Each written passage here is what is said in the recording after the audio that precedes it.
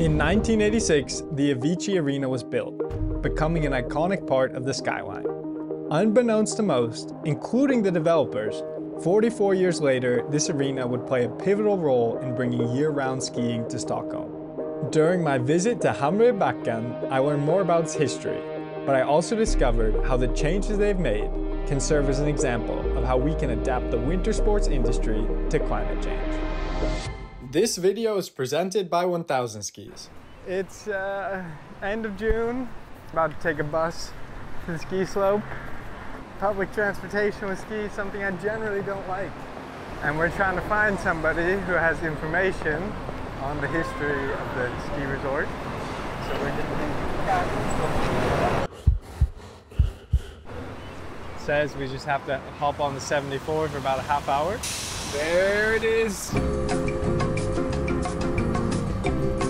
You know, these are kind of mountain issues you have to deal with when you're skiing in the big mountains of Stockholm. Okay, we're about to set eyes on the behemoth. There's just one problem. Who's gonna know about a construction project that happened almost 40 years ago? So I did some digging around, made some calls, and got ourselves an interview with none other than the boss of the mountain, John. How long has Hammarbybacken been open for? Oh, it's over 100 years now, but in the first 65 years it was ski jumping. The hill was originally 55 meters when they started ski jumping. For my fellow Americans out there, that's approximately 180 feet. Ski jumping now is largely an antique sport, but at the time it was hugely popular, and in 1955, Hammarbybacken hosted the Swedish National Championships, which drew a crowd of over 30,000 spectators. I know that the landing was just here. So where that mountainside is right now. And then they landed that way. By the 1960s, ski jumping had lost popularity due to the rise in alpine skiing. This led to the removal of the ski jumping facilities. And then they built the first lift here in 1966, a small one. And then the lifts that we have here today, they were built in 1988. Things got a whole lot more interesting when in 2022, they decided to add a dry slope, which would allow for year-round skiing in Sweden. First run, let's try not to die.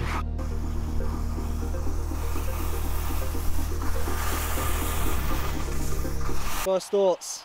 First thoughts? It's actually pretty good. You can make like a turn if you're committed to it, but watch out for these sprinklers. Like these sprinklers, they get you.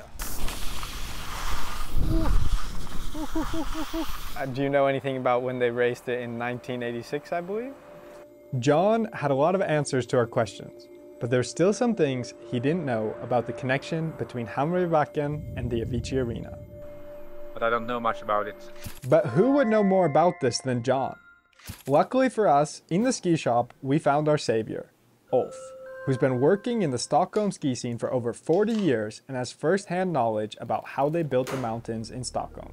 Den här backen som är byggd här, det är ju så att man har tagit massorna från när man byggde i dels Hammarby sjöstad, även på Södermalm och Globen. The construction of the arena, known to the locals as Globen, began in 1986. At 110 meters in diameter, the arena was at the time the largest spherical building in the world. Due to the scale of the arena, a lot of excess material had to be removed.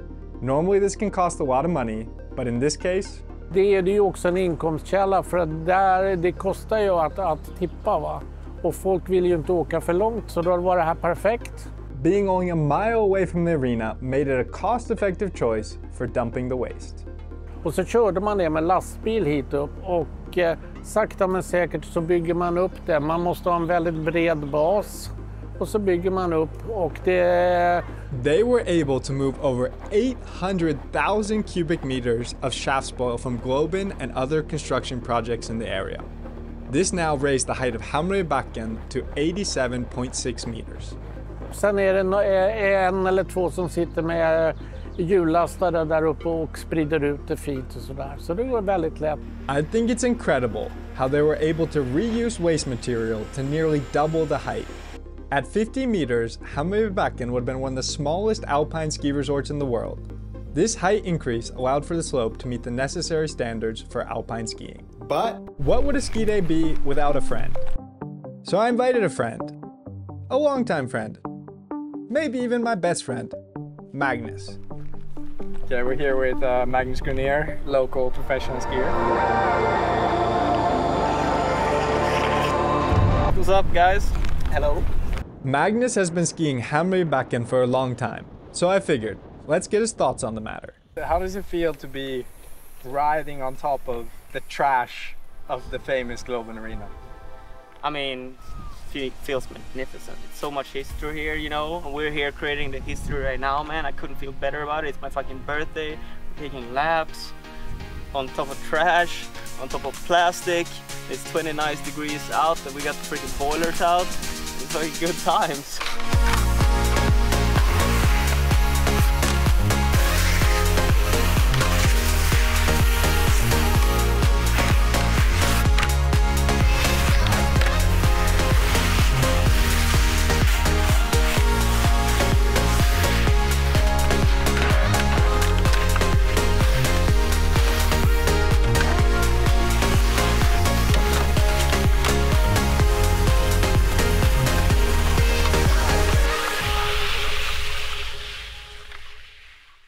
Sweden, our identity is skiing. Like we've been skiing for 6,000 years here.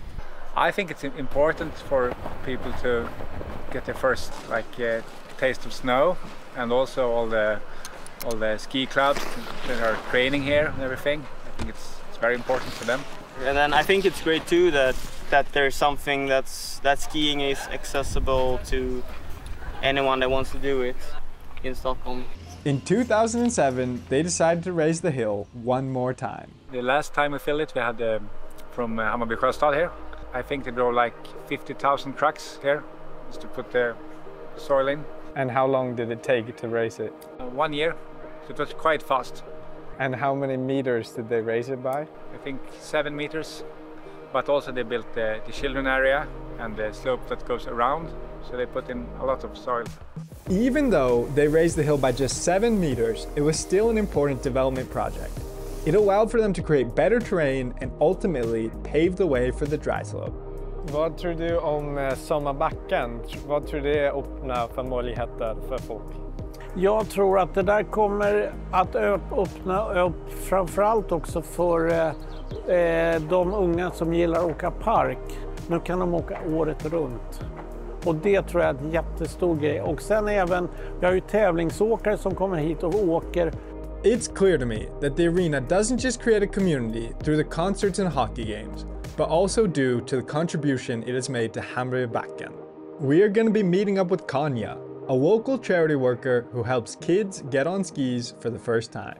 But before we meet her, let me tell you about 1000 skis, which are the skis we've been using in this video. Both me and Magnus have been skiing on the 1000 skis park model, which are manufactured with renewable energy in Åre, Sweden. 1000's just released a new ski called the Carve.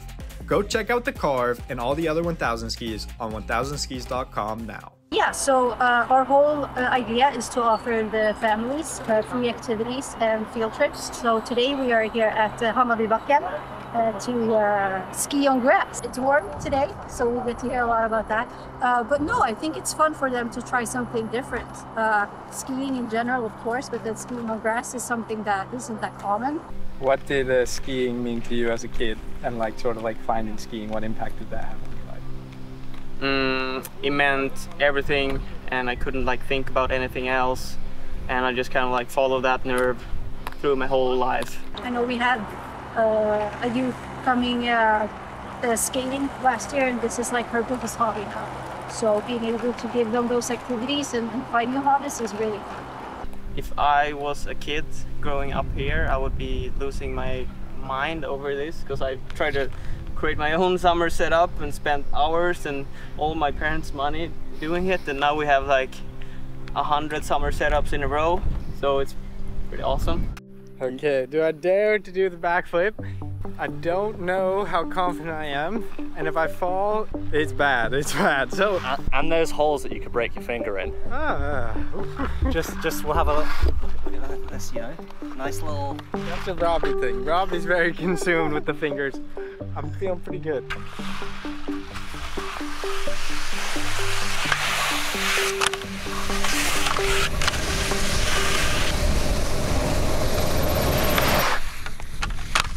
Just do it! What do we want? Backflip. When do we want it? No. Who's gonna do it?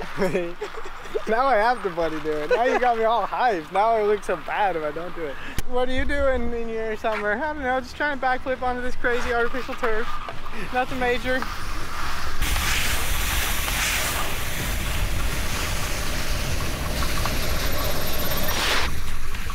Do it! You ready?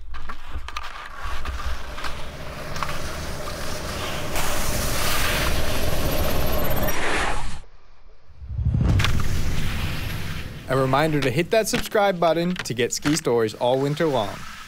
What do you think about the sprinklers? The sprinklers? Whew.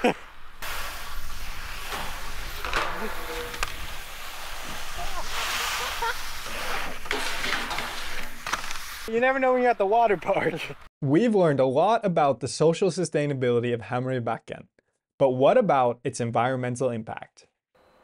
And I read something that you guys in 2024 are gonna try and be the first fossil fuel free. Could you tell me more about that?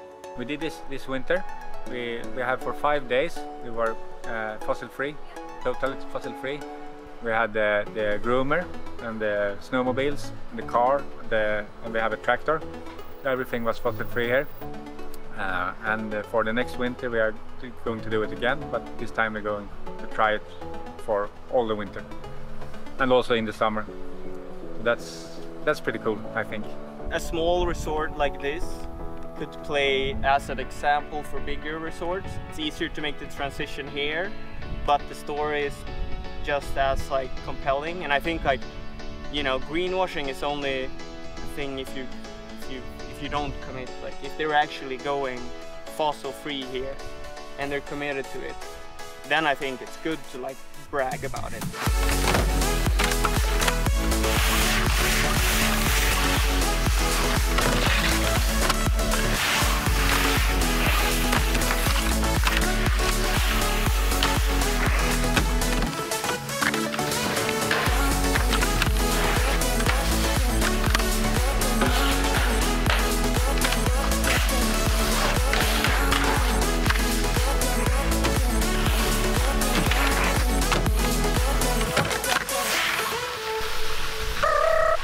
The view is super good. It's hard to get a better view than when you go skiing like this, for at least in the city. You can see like everything. But yeah, it's a little scary. It's definitely scary, but I gotta say, it's pretty fun. It's not like your actual skiing in the sense that it's hard to like carve, but it is like actual skiing. Like, you got skis on, and there's other types of things you can do on the surface that's pretty fun. So I would say it's a pretty damn good time. Like, I might come here more often. The history of this small hill is quite incredible. From ski jumping in the early 1900s, to the growth of the mountain with the ever-growing city around it, to now year-round skiing.